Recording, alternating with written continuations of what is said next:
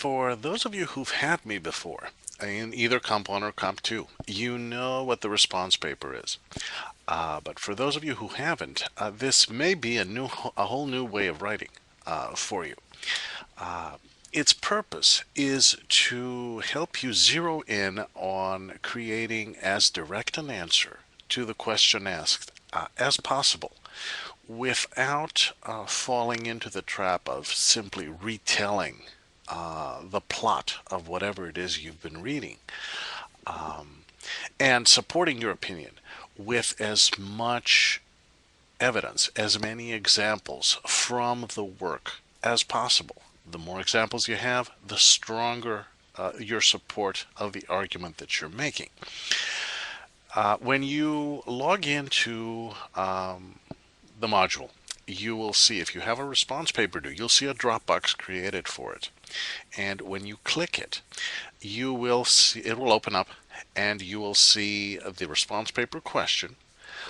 Every response paper question I've given you is not a single question, but consists of one or more sub-questions. Each of those is set apart by a bullet. And I also try to put in parentheses how many sub-questions I think there are.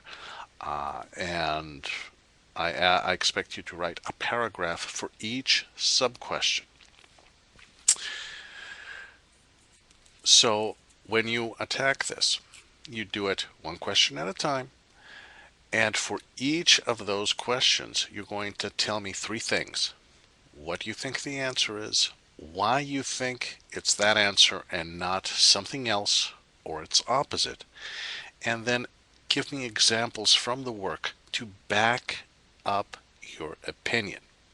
Okay? You're using the examples from the work to support and illustrate the answer that you've decided to give to this question. Okay?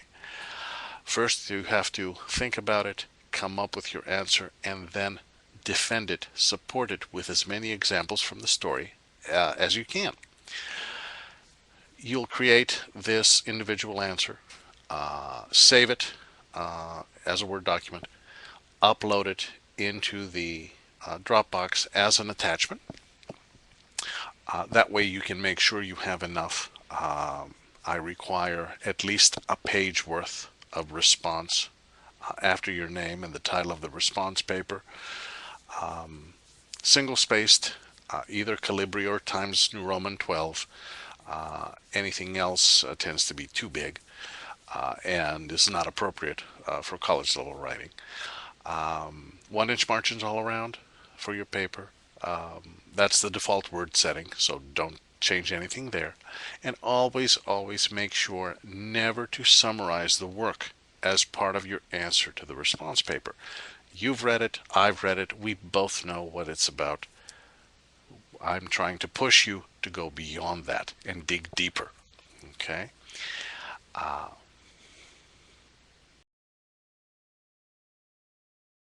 Again, the three parts for each of the sub-questions for a response paper. You tell me what you think the answer is, why you've come up with that answer as opposed to something else or its opposite, and give me at least 2 examples where you see it in the work.